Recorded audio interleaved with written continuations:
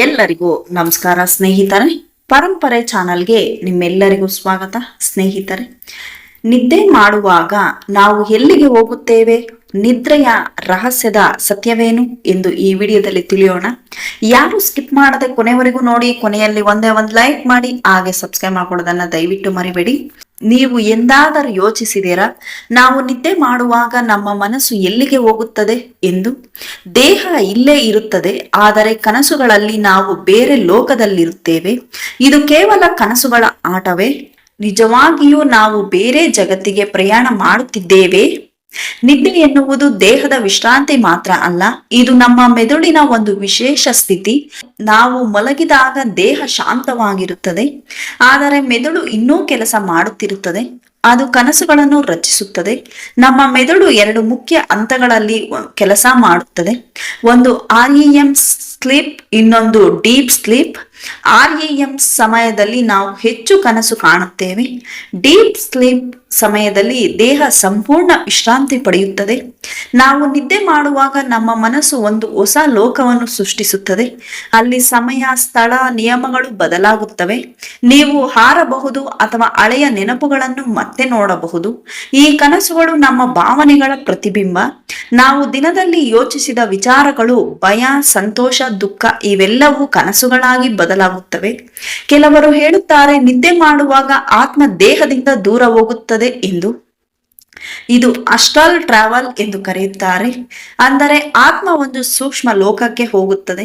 ಈ ನಂಬಿಕೆಯ ಪ್ರಕಾರ ನಾವು ಕನಸಿನಲ್ಲಿ ಕಾಣುವ ಸ್ಥಳಗಳು ನಿಜವಾಗಿಯೂ ಬೇರೆ ಆಯಾಮಗಳಾಗಿರಬಹುದು, ಆದರೆ ಇದಕ್ಕೆ ವಿಜ್ಞಾನದಲ್ಲಿ ಸ್ಪಷ್ಟ ಸಾಕ್ಷಿ ಇಲ್ಲ. ನಾವು ಕನಸುಗಳನ್ನು ನೋಡುತ್ತಿದ್ದೇವೆ, ಆದರೆ ಬೆಳಗ್ಗೆ ಎದ್ದಾಗ ಅದರ ಬಹುಭಾಗವನ್ನು ಮರೆತು ಬಿಡುತ್ತೇವೆ. ಇದಕ್ಕೆ ಕಾರಣ ನಮ್ಮ ಮೆದುಳಿನ ಮೆಮೊರಿ ಸಿಸ್ಟಮ್ ನಿದ್ರೆಯ ಸಮಯದಲ್ಲಿ ಎಲ್ಲಾ ಮಾಹಿತಿಯನ್ನು ಉಳಿಸಿಕೊಳ್ಳುವುದಿಲ್ಲ. ಅದರಲ್ಲೂ ಕನಸುಗಳು ಹೆಚ್ಚು ಸಮಯ ಉಳಿಯುವುದಿಲ್ಲ. ನಮ್ಮ ದೇಹ ಇಲ್ಲೇ ಇರುತ್ತದೆ, ನಮ್ಮ ಮೆದುಳು ಒಳಗೆ ಕಥೆಗಳನ್ನು ನಿರ್ಮಿಸುತ್ತದೆ. ನಮ್ಮ ಮನಸ್ಸು ಕಲ್ಪನೆಗಳಲ್ಲಿ ಸುತ್ತಾಡುತ್ತದೆ. ಅಂದರೆ ನಾವು ನಿಜವಾಗಿಯೂ ಎಲ್ಲಿಗೂ ಹೋಗುವುದಿಲ್ಲ, ಆದರೆ ನಮ್ಮ ಮನಸ್ಸು ಒಂದು ಪ್ರಪಂಚವನ್ನು ರಚಿಸುತ್ತದೆ. ಹಾಗಾದರೆ ನಾವು ನಿದ್ದೆ ಮಾಡುವಾಗ ನಿಜವಾಗಿಯೂ ಎಲ್ಲಿಗೆ ಹೋಗುತ್ತೇವೆ? ದೇಹ ಇಲ್ಲೇ, ಮನಸ್ಸು ಕನಸುಗಳಲ್ಲಿ. ಆತ್ಮದ ಬಗ್ಗೆ ಇನ್ನು ರಹಸ್ಯವೇ? ಇದು ಪ್ರಕೃತಿಯ ಅದ್ಭುತ, ನಮ್ಮೊಳಗಿನ ಒಂದು ರಹಸ್ಯ ಜಗತ್ತು. ಕೆಲವು ಕನಸುಗಳು ನಿಜವಾಗುವ ಕಾರಣ ಏನು? ನಿದ್ದೆ ಸಮಯದಲ್ಲಿ ದೇಹದಲ್ಲಿ ನಡೆಯುವ ವಿಚಿತ್ರ ಸಂಗತಿಗಳು. ನಾವು ಪ್ರತಿದಿನ ಕನಸು ಕಾಣುತ್ತೇವೆ, ಆದರೆ ಅದರ ಅರ್ಥ ನಮಗೆ ಅರ್ಥವಾಗುವುದಿಲ್ಲ. ಕೆಲವು ಕನಸುಗಳು ವಿಚಿತ್ರವಾಗಿರುತ್ತವೆ, ಕೆಲವು ಭಯಾನಕವಾಗಿರುತ್ತವೆ, ಕೆಲವು ತುಂಬಾ ಸಂತೋಷಕರವಾಗಿರುತ್ತವೆ. ಕನಸುಗಳು ನಮ್ಮ ಮನಸ್ಸಿನಲ್ಲಿ ಸಂದೇಶಗಳು, ನಾವು ಒಳಗೆ ಯೋಚಿಸುವ ವಿಚಾರಗಳು, ನಮ್ಮ ಭಯಗಳು ಮತ್ತು ಆಸೆಗಳು ಇವೆಲ್ಲವೂ ಕನಸುಗಳಲ್ಲಿ ಕಾಣಿಸುತ್ತವೆ. ಬಹಳ ಜನರು ಹೇಳುತ್ತಾರೆ, ನಾನು ಕಂಡ ಕನಸು ನಿಜವಾಯಿತು ಎಂದು. ಇದು ಹೇಗೆ ಸಾಧ್ಯ? ಕೆಲವೊಮ್ಮೆ ನಮ್ಮ ಮೆದುಳು ಭವಿಷ್ಯದ ಬಗ್ಗೆ ಊಹಿಸುತ್ತದೆ. ನಾವು ಗಮನಿಸಿದ ವಿಷಯಗಳನ್ನು ಅದು ಒಳಗೆ ಸಂಗ್ರಹಿಸುತ್ತದೆ. ಅದರ ಪರಿಣಾಮವಾಗಿ ಕನಸುಗಳಲ್ಲಿ ನಾವು ನೋಡಿದದ್ದು ನಂತರ ನಿಜವಾಗಿರುವಂತೆ ಕಾಣುತ್ತದೆ. ನೀವು ಕನಸಿನಲ್ಲಿ ಇದ್ದೀರಿ ಎಂದು ನಿಮಗೆ ಗೊತ್ತಾಗುವುದು ಇದು ಒಂದು ವಿಚಿತ್ರ ಅನುಭವ. ಈ ಸ್ಥಿತಿಯಲ್ಲಿ ನೀವು ನಿಮ್ಮ ಕನಸುಗಳನ್ನು ನಿಯಂತ್ರಿಸಬಹುದು. ನೀವು ಆರಬಹುದು, ನೀವು ಇಷ್ಟವಾದ ಜಾಗಕ್ಕೆ ಹೋಗಬಹುದು. ಇದು ಕೆಲವರಿಗೆ ಮಾತ್ರ ಸಾಧ್ಯವಾಗುತ್ತದೆ, ಆದರೆ ಅಭ್ಯಾಸದಿಂದ ಇದನ್ನು ಕಲಿಯಬಹುದು. ಕೆಲವೊಮ್ಮೆ ನಾವು ಭಯಾನಕ ಕನಸುಗಳನ್ನು ಕಾಣುತ್ತೇವೆ, ಅದು ನಮ್ಮನ್ನು ಬೆಚ್ಚಿ ಬೀಳಿಸುತ್ತದೆ. ನಿದ್ರೆಯಿಂದ ಎಚ್ಚರವಾಗುತ್ತೇವೆ. ಈ ರೀತಿಯ ಕನಸುಗಳಿಗೆ ಕಾರಣ ಒತ್ತಡ, ಟ್ರಸ್ಟ್, ಭಯ ಅಥವಾ ಮನಸ್ಸಿನ ಅಶಾಂತಿ. ನಮ್ಮ ಮೆದುಳು ಈ ಭಾವನೆಗಳನ್ನು ಕನಸಾಗಿ ತೋರಿಸುತ್ತದೆ. ನೀವು ಎಂದಾದರೂ ಅನುಭವಿಸಿದ್ದೀರಾ? ಎದ್ದಿದ್ದರೂ ದೇಹ ಚಲಿಸದ ಸ್ಥಿತಿ. ಇದನ್ನು ಸ್ಲೀಪಿಂಗ್ ಪ್ಯಾರಾಲಿಸಿಸ್ ಎಂದು ಕರೆಯುತ್ತಾರೆ. ಈ ಸಮಯದಲ್ಲಿ ನೀವು ಎಚ್ಚರದಲ್ಲಿರುತ್ತೀರಿ, ಆದರೆ ದೇಹ ನಿಶ್ಚಲವಾಗಿರುತ್ತದೆ. ಕೆಲವರು ಇದನ್ನು ದೆವ್ವ ಅಥವಾ ಆತ್ಮ ಎಂದು ಭಾವಿಸುತ್ತಾರೆ, ಆದರೆ ಇದು ವಿಜ್ಞಾನದಲ್ಲಿ ಸಾಮಾನ್ಯ ನಿದ್ರೆ ಸಮಸ್ಯೆ. ಕನಸುಗಳು ಕೇವಲ ಕಥೆಗಳಲ್ಲ, ಅದು ನಮ್ಮ ಮೆದುಳಿನ ಕಾರ್ಯ. ನಾವು ದಿನವಿಡೀ ಕಂಡದ್ದು, ಕೇಳಿದ್ದು, ಅನುಭವಿಸಿದ್ದು ಇವೆಲ್ಲವನ್ನು ಮೆದುಳು ನಿದ್ರೆಯಲ್ಲಿ ಸಜ್ಜುಗೊಳಿಸುತ್ತದೆ. ಅದೇ ಕನಸುಗಳಾಗಿ ಕಾಣುತ್ತದೆ. ಹೀಗಾಗಿ ನಾವು ನಿದ್ದೆ ಮಾಡುವಾಗ ಎಲ್ಲಿಗೂ ಹೋಗುವುದಿಲ್ಲ, ನಮ್ಮ ದೇಹ ಇಲ್ಲೇ ಇರುತ್ತದೆ, ನಮ್ಮ ಮೆದುಳು ಒಳಗೆ ಒಂದು ಪ್ರಪಂಚವನ್ನು ನಿರ್ಮಿಸುತ್ತದೆ, ಅದೇ ಕನಸುಗಳ ಲೋಕ. ಆದರೆ ಇನ್ನೊಂದು ಪ್ರಶ್ನೆ, ಕೆಲವರು ಹೇಳುತ್ತಾರೆ ಕನಸುಗಳಲ್ಲಿ ಅವರು ದೇವರನ್ನು ನೋಡಿದ್ದಾರೆ ಎಂದು. ಅದು ನಿಜವೇ ಅಥವಾ ಮನಸ್ಸಿನ ಆಟವೇ? ಕೆಲವರು ನಂಬುತ್ತಾರೆ ನಿದ್ದೆ ಮಾಡುವಾಗ ಆತ್ಮ ದೇಹದಿಂದ ಹೊರ ಹೋಗುತ್ತದೆ ಎಂದು. ದೇಹ ಇಲ್ಲೇ ಮಲಗಿರುತ್ತದೆ, ಆದರೆ ಆತ್ಮ ಬೇರೆ ಲೋಕಕ್ಕೆ ಹೋಗುತ್ತದೆ. ಈ ಅನುಭವವನ್ನು ಕೆಲವರು ನಿಜವೆಂದು ಹೇಳುತ್ತಾರೆ, ಆದರೆ ಇದಕ್ಕೆ ಸ್ಪಷ್ಟವಾಗಿ ವೈಜ್ಞಾನಿಕ ಸಾಕ್ಷಿ ಇಲ್ಲ. ಧ್ಯಾನ ಮಾಡುವವರು ಹೇಳುತ್ತಾರೆ ನಿದ್ರಾ ಮತ್ತು ಧ್ಯಾನ ತುಂಬಾ ಹತ್ತಿರದ ಸ್ಥಿತಿಗಳು ಎಂದು. ಧ್ಯಾನದಲ್ಲಿ ಮನಸ್ಸು ಶಾಂತವಾಗುತ್ತದೆ, ನಿದ್ರೆಯಲ್ಲಿ ಕೂಡ ಮನಸ್ಸು ವಿಶ್ರಾಂತಿ ಪಡೆಯುತ್ತದೆ. ಕೆಲವೊಮ್ಮೆ ಧ್ಯಾನದಲ್ಲಿ ಕಂಡ ಅನುಭವಗಳು ಕನಸಿನಲ್ಲಿ ಕಾಣಬಹುದು. ಬಹಳ ಜನರು ಹೇಳುತ್ತಾರೆ ನಾನು ಕನಸಿನಲ್ಲಿ ದೇವರನ್ನು ಕಂಡೆ ಎಂದು. ಇದು ಹೇಗೆ ಸಾಧ್ಯ? ನಾವು ದೇವರ ಬಗ್ಗೆ ಯೋಚಿಸುತ್ತೇವೆ, ಪೂಜೆ ಮಾಡುತ್ತೇವೆ, ನಂಬಿಕೆ ಇಟ್ಟುಕೊಳ್ಳುತ್ತೇವೆ.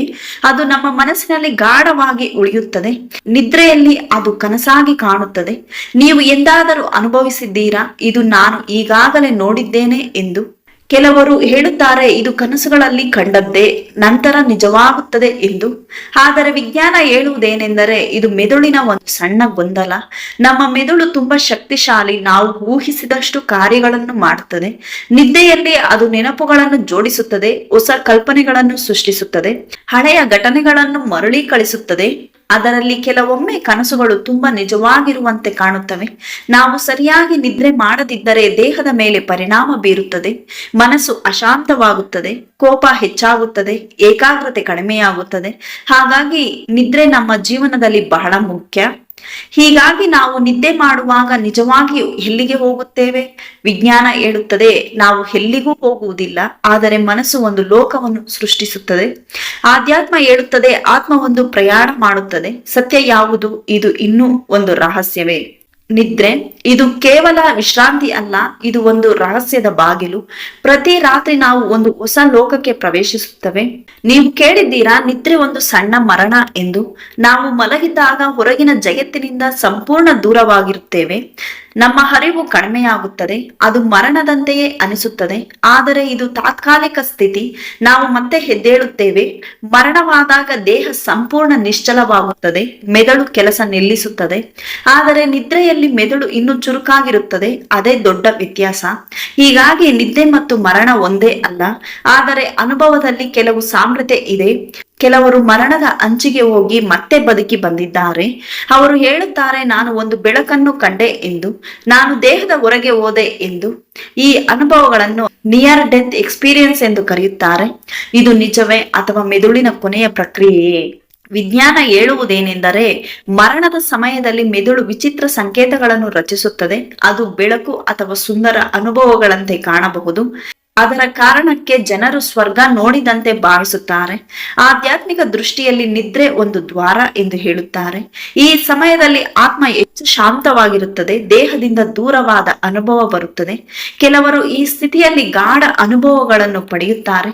ನಾವು ಎಲ್ಲರೂ ಮರಣವನ್ನು ಭಯಪಡುತ್ತೇವೆ, ಆದರೆ ಪ್ರತಿದಿನ ನಾವು ನಿದ್ದೆ ಮಾಡುವಾಗ ಅದೇ ಅನುಭವದ ಒಂದು ಭಾಗವನ್ನು ನೋಡುತ್ತೇವೆ. ಇದು ನಮಗೆ ತಿಳಿಸುತ್ತದೆ ಜೀವನ ಎಷ್ಟು ಅಮೂಲ್ಯ ಎಂದು. ನಾವು ನಿದ್ದೆ ಮಾಡುವಾಗ ನಮ್ಮ ಮನಸ್ಸು ಎಲ್ಲಿಗೆ ಹೋಗುತ್ತದೆ? ಮರಣದ ನಂತರ ನಾವು ಎಲ್ಲಿಗೆ ಹೋಗುತ್ತೇವೆ? ಈ ಎರಡೂ ಪ್ರಶ್ನೆಗಳು ಇನ್ನು ಉತ್ತರ ಇಲ್ಲದ ರಹಸ್ಯಗಳು.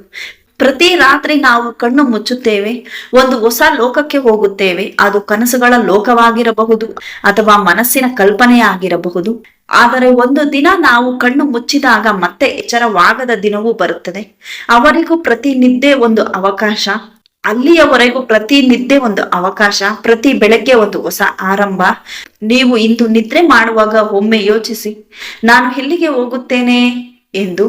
ಪ್ರತಿ ರಾತ್ರಿ ನಾವು ಕಣ್ಣು ಮುಚ್ಚುತ್ತೇವೆ, ಅದೇ ಕ್ಷಣದಲ್ಲಿ ನಾವು ಹೊರಗಿನ ಜಗತ್ತನ್ನು ಬಿಟ್ಟು ಒಂದು ಒಳಗಿನ ಲೋಕಕ್ಕೆ ಪ್ರವೇಶಿಸುತ್ತೇವೆ.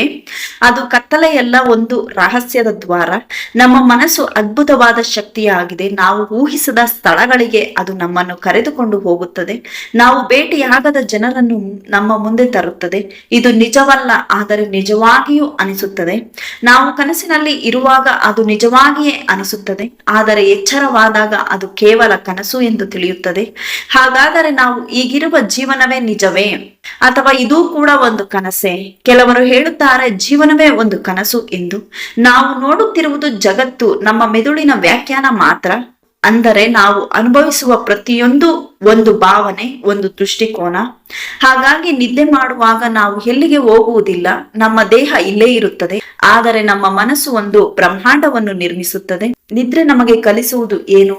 ನಮ್ಮ ಮನಸ್ಸು ತುಂಬಾ ಶಕ್ತಿಶಾಲಿ. ನಾವು ಯೋಚಿಸುವುದು ನಮ್ಮ ಅನುಭವವಾಗಿರುತ್ತದೆ. ಹೀಗಾಗಿ ಸಕಾರಾತ್ಮಕವಾಗಿ ಯೋಚಿಸಿ ಒಳ್ಳೆಯ ಜೀವನವನ್ನು ನಿರ್ಮಿಸಿ. ಒಂದು ದಿನ ನಾವು ಎಲ್ಲರೂ ನಿದ್ರೆ ಮಾಡುವಂತೆ ಕಣ್ಣು ಮುಚ್ಚುತ್ತೇವೆ, ಆದರೆ ಆ ದಿನ ನಾವು ಮತ್ತೆ ಎಚ್ಚರವಾಗುವುದಿಲ್ಲ. ಅದು ಜೀವನದ ಅಂತ್ಯ. ಇಂದು ನೀವು ನಿದ್ರೆ ಮಾಡುವಾಗ ಒಮ್ಮೆ ಯೋಚಿಸಿ, ನೀವು ಹೋಗುತ್ತಿರುವುದು ಒಂದು ಕನಸಿನ ಲೋಕವೇ ಅಥವಾ ನಿಮ್ಮ ಮನಸ್ಸಿನ ಸೃಷ್ಟಿಯೇ? ಸತ್ಯ ಏನೇ ಇರಲಿ, ನಿದ್ರೆ ಒಂದು ಅದ್ಭುತ. ನಿದ್ರೆ ಇದು ಕೇವಲ ವಿಶ್ರಾಂತಿ ಅಲ್ಲ, ಇದು ಒಂದು ರಹಸ್ಯ, ಒಂದು ಅನುಭವ, ಒಂದು ಪ್ರಯಾಣ. ಪ್ರತಿ ರಾತ್ರಿ ನಾವು ಅದನ್ನು ಅನುಭವಿಸುತ್ತೇವೆ, ಆದರೆ ಅದರ ಸತ್ಯವನ್ನು ಇನ್ನೂ ಸಂಪೂರ್ಣವಾಗಿ ಅರಿತಿಲ್ಲ. ಸ್ನೇಹಿತರೆ, ನೀವು ಏನು ಅಂದುಕೊಳ್ಳುತ್ತೀರಾ? ನಿದ್ರೆ ಮಾಡುವಾಗ ನಾವು ಎಲ್ಲಿಗೆ ಹೋಗುತ್ತೇವೆ? ನಿಮ್ಮ ಅಭಿಪ್ರಾಯವನ್ನು ಕಮೆಂಟ್ ನಲ್ಲಿ ತಿಳಿಸಿ. ಈ ವಿಡಿಯೋವನ್ನ ಲೈಕ್ ಮಾಡಿ. ಇನ್ನಷ್ಟು ರಹಸ್ಯ ವಿಡಿಯೋಗಳಿಗಾಗಿ ನಮ್ಮ ಚಾನೆಲ್ ಅನ್ನ ಸಬ್ಸ್ಕ್ರೈಬ್ ಮಾಡ್ಕೊಳ್ಳೋದನ್ನ ದಯವಿಟ್ಟು ಮರಿಬೇಡಿ. ಸ್ನೇಹಿತರೆ, ಈ ವಿಡಿಯೋ ಅರ್ಥವಾಗಿದೆ ಎಂದು ತಿಳಿದಿದ್ದೇನೆ. ಈ ವಿಡಿಯೋ ಕೇಳಿದಕ್ಕಾಗಿ, ನೋಡಿದಕ್ಕಾಗಿ ನಿಮ್ಮೆಲ್ಲರಿಗೂ ಧನ್ಯವಾದಗಳು ಸ್ನೇಹಿತರೆ. Thank you so much.